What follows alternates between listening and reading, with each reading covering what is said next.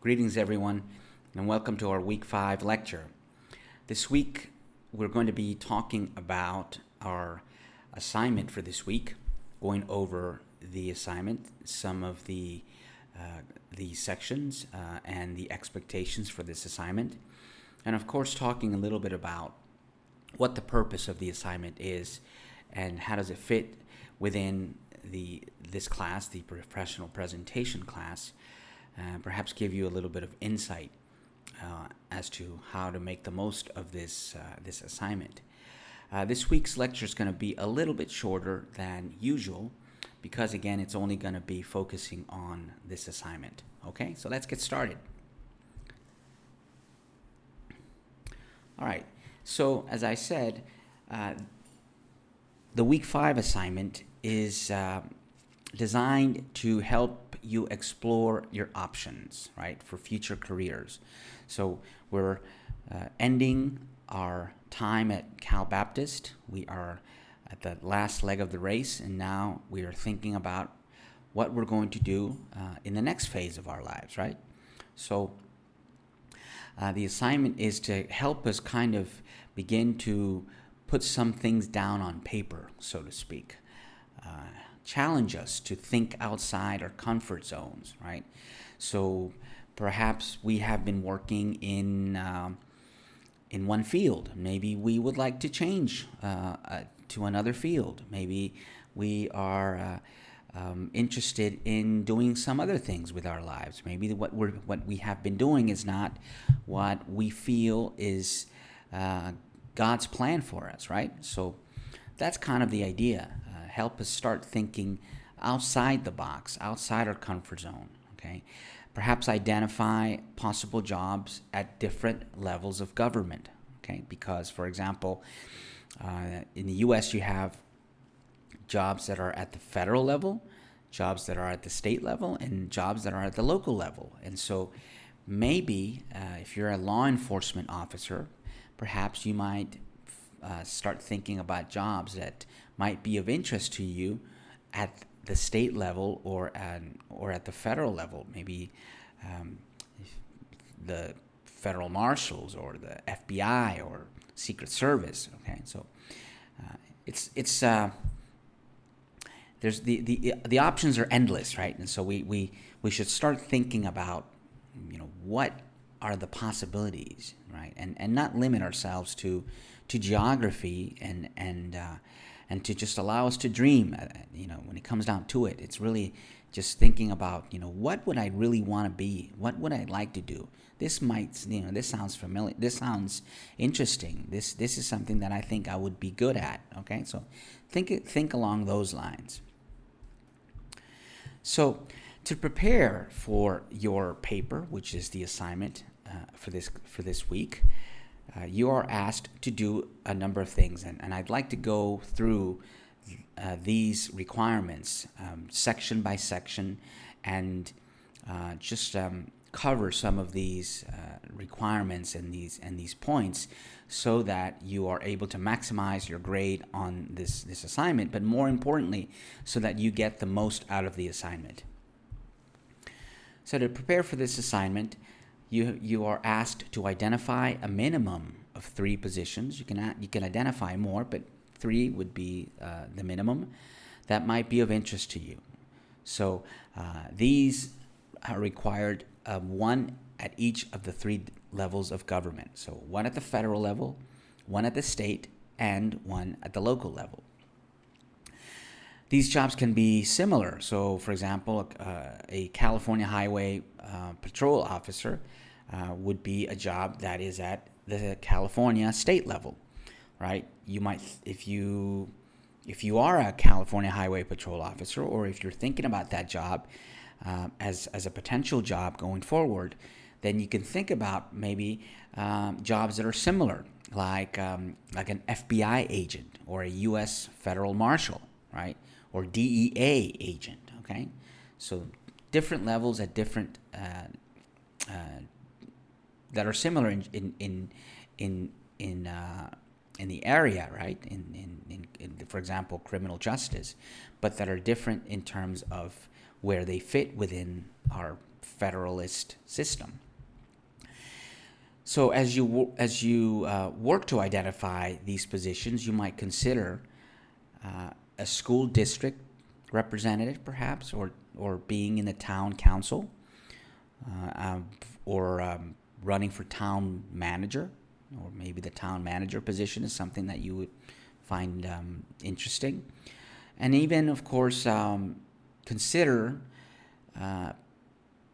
even running for public office, right? For example, for the mayorship of your city, or your town, right? Or perhaps state representative, right? Seeking a public office in the state of California or the state of New Hampshire, or wherever you find yourself, right? Or maybe you want to move. Maybe you are planning to move out of California and want to go to Oregon or New Mexico, and so maybe that can open up new opportunities, right?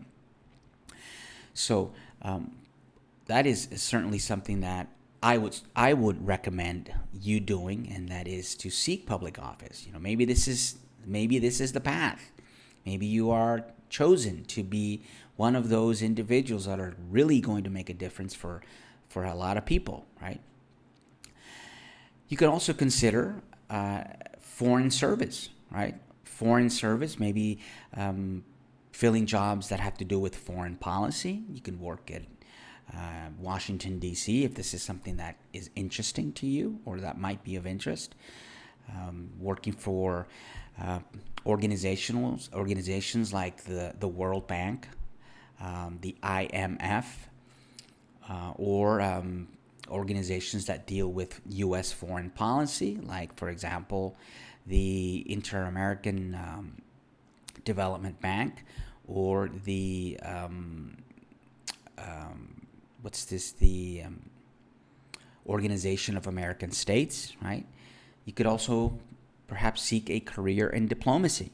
There's many wonderful, great careers in diplomacy that are fulfilling and allow you to do different things like travel and live in different places and meet people from different parts of the world and learn about new cultures. Maybe that is something that you would like to do. I certainly would have wanted to pursue a career in diplomacy. It didn't really pan out exactly that way, but in some ways I did finish my degree and had that vision of coming to Nicaragua and living in Nicaragua and working in international development. My dream when I finished graduate school, or at least when I finished my master's degree, was to work in international development for the United Nations. That was my dream. I pictured myself working for the UN, or the United Nations Development Program. And it didn't happen, but it led me to other places, and it opened some other doors, and here I am. Okay, so that might be something to think about. You could also think about nonprofits. This is a huge area, not only in the U.S., but internationally. So you can think about working for nonprofits in the U.S., or international nonprofits, multinational nonprofits, or non-governmental organizations, which are also multinational. So this might be something that you might consider as well.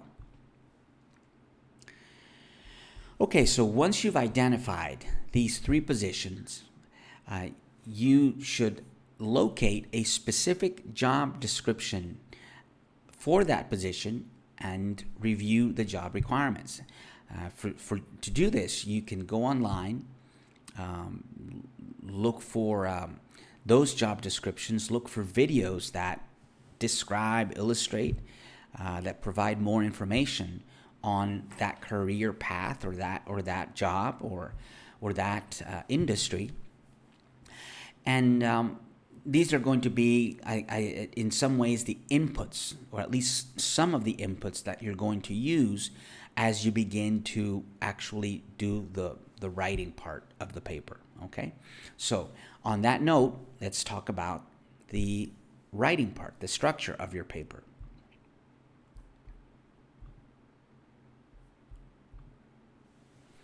So your paper is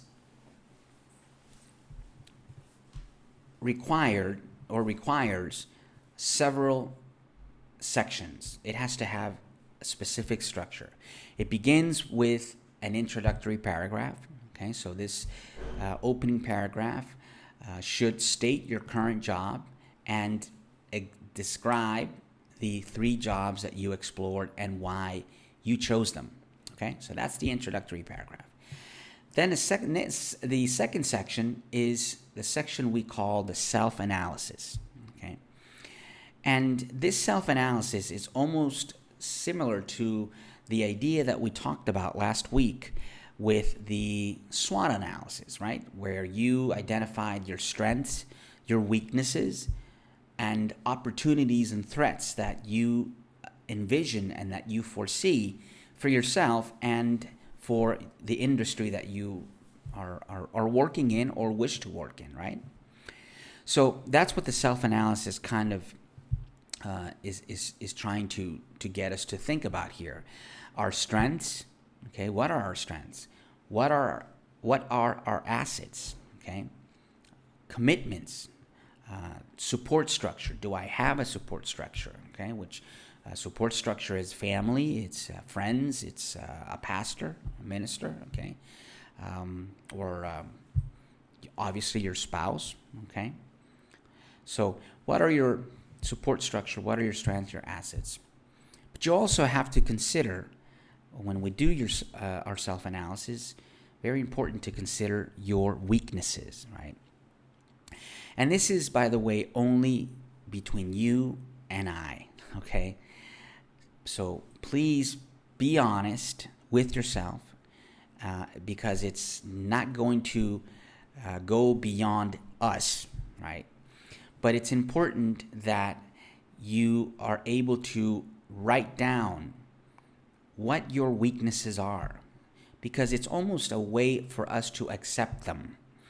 We accept our weaknesses. You know what? My weakness is my hot temper. Okay? And you explain how that is, why that is. Okay? And that's good, because this is the first step in helping us manage those weaknesses, right? And of course, as you do that also, start thinking about the jobs that align well with your strengths and with your weaknesses, and those jobs that also do not align well with those things, right? So this section is intended to help you connect the dots, so to speak, right? Connect the dots between strengths and job, weaknesses and job, okay? Threats, abilities, personality, okay? That's the idea behind this self-analysis. Okay, moving on to our next section, the job expectations and technology. And this section is very important because it's going to give us an opportunity to really consider the short-term and long-term commitment requirements and expectations for the job that we are seeking and want to get, right? Sometimes we may get blinded by our immediate desire to be in a position, but we may overlook the medium and long-term potential threats and changes that might come about in the environment, in that industry, in that area, that may change our path completely. In fact, that job may disappear in 3 years or in 5 years. And so we have to consider some of these expectations and changes in technology. So for this section, you are to develop a separate section for each of your selected jobs, exploring the expectations for qualifications and experience, okay? So consider the job expectations. First, like, is the job an 8 to 5 job, right? Is this an 8 to 5 thing? Do you have to work on weekends, okay? Does the job require you to be away from home, okay? These are questions that you need to ask yourself. Because if, for example, you are not the type of person that wants to be living out of a suitcase, away from your family, and running through airports, then perhaps consulting is not the job for you. Because consulting is likely to require you to have to do that. Okay? What are the current and future trends in the job? What does the industry look like in 2 years, 5 years, 10 years? And of course, in the situation that we find ourselves in with the world the way it is now, this becomes so difficult to do, because we as much as one likes to plan and would like to plan and make decisions based on rational expectations, you can see that the things like pandemics and health crises and political unrest that happens in internationally in places like Hong Kong, for example, or other places in Europe, in Latin America, right? The world is so dynamic and constantly changing that it makes it difficult for us to make plans down the road, right? So think about that, and think about how safe or volatile your position may be. Explore the current and future technology that may be necessary to be competitive, to remain competitive, okay? So, for example, would it be helpful for police officers to know how to fly a drone? Considering the importance of drones in today's law enforcement, maybe for catching people or for looking for missing persons or for whatever other reason, is that a job description that I don't have? Is that a job skill that I don't have? And if I don't have it, should I go and get that job skill so that I become more competitive? Or down the road, I am not laid off because I don't have that skill, right? So we need to think about where the technology is leading our jobs and our positions so that we kind of beat the technology to the point, right? Beat it to it, right? We want to make sure that we are ahead of technology or staying with technology at the very minimum so that we don't become obsolete. Another question that you might ask is, for example, would it be helpful if a Caltrans manager knew how to drive a forklift? Okay, so think about the physical requirements of the job. Think about the technological machinery requirements for the job. Is there any other automation or technology that may be needed in the future that I should be able to use and operate? So these are all questions that you should think about and ask yourself that you might want to include in this part of the paper.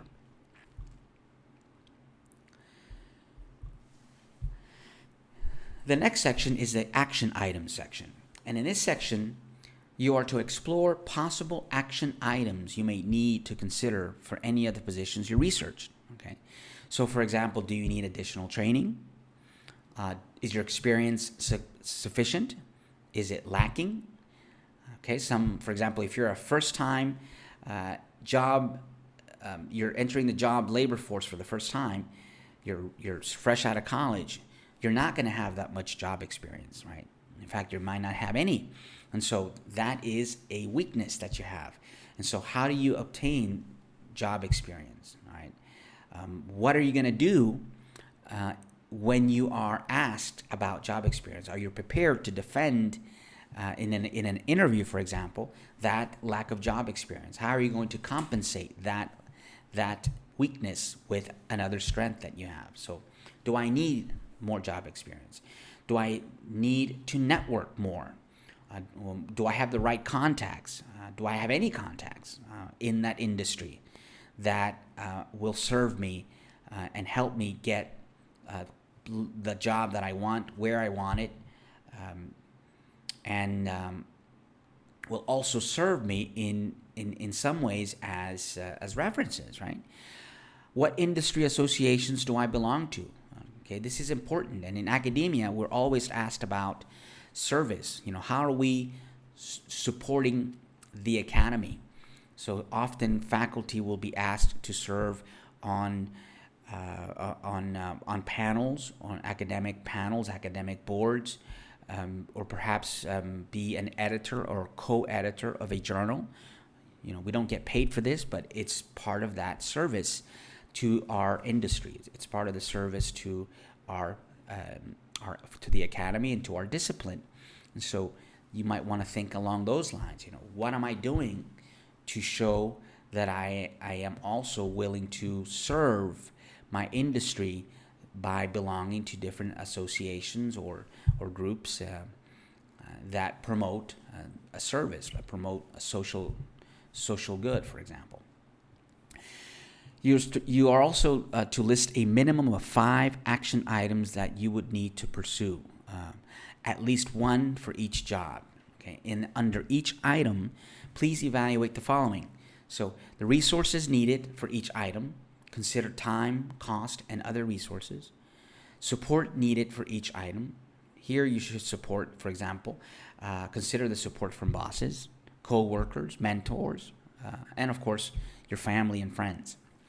And then last but not least, set a realistic deadline for each action item.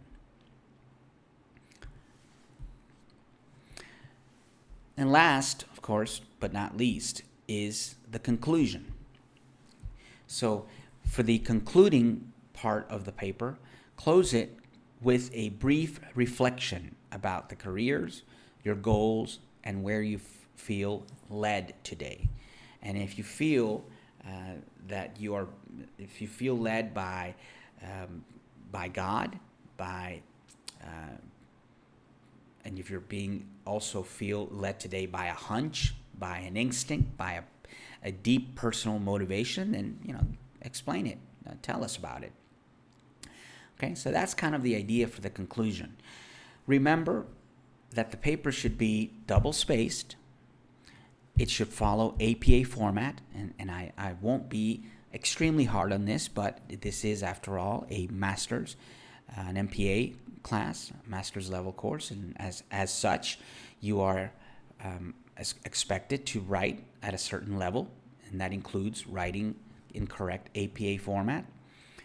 Please also remember to include a title page and reference page, and the paper has to be 3 to 5 pages in length, not including title or reference. Okay, so if you turn in something that is 5 pages, including the title and reference, it's actually only 3 pages. Okay, so keep that in mind. Now,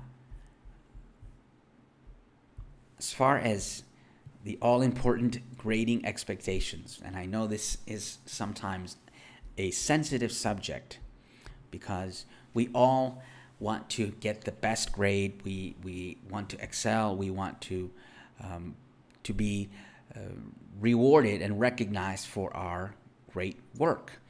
But there are also expectations that need to be met, right? The grade for this paper will be broken down as follows. 60% is compliance with the requirements. So did you meet all of the requirements? 30% will be insight and exploration. And 10% will be formatting, right? Did you follow the APA, and was the paper correctly formatted? Did you indent properly, etc., right? So obviously, the bulk of the paper is compliance with requirements, insight, and exploration. So how does compliance with the requirement get graded? Well, it gets graded based on 4 levels of assessment. And I've done this already in the previous assignments. You should have seen it by now. You should kind of recognize the way that I grade, and that is that I will grade a student with exemplary, proficient, needs improvement, or poor. So if your assignment, if your paper is absolutely, positively fantastic, in terms of compliance with the requirements, it not only meets but exceeds the requirements, right? So if I asked to tell us a little bit about the trends in your industry in that type of a job, and you provide 2 sentences telling us about the trends, that may not necessarily fit, or it may not be considered exemplary. It may be proficient because it meets the expectations, but it doesn't exceed them. A thorough, in-depth analysis would constitute as exemplary. So if you went above and beyond, if the rigor, if the level of analysis, if the depth of your sentences and of your paragraph and of that section is above and beyond what was expected, then your grade will reflect an exemplary grade, which usually is 100%. You will get full credit.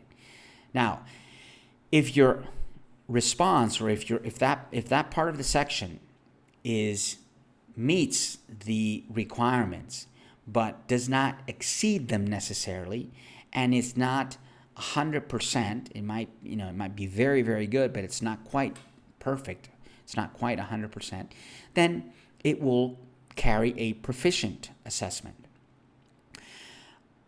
And that's usually about a 90, okay, which, by the way, is an A. So proficiency is awarded with a 90 grade, which is an A minus. Not A, but A minus, I should say.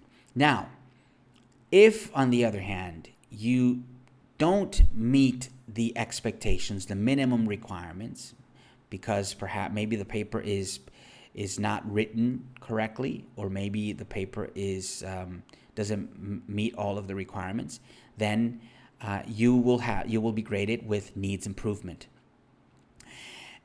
And then, of course, which I'm sure it won't happen and it hasn't happened, if the assignment simply does not meet at least the very, very, very basic requirements, or it's just very poor quality, then you will receive a poor grade. But I'm sure that will not be a problem with this class.